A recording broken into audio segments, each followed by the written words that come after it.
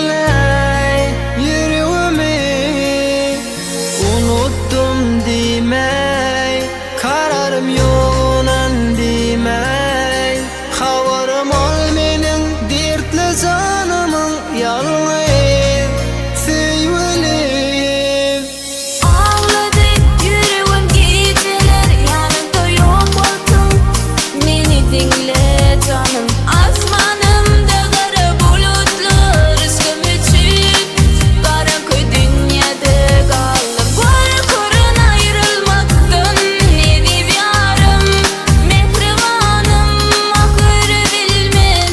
Korkudan sevgilikten, sevmetir garip gönlümden.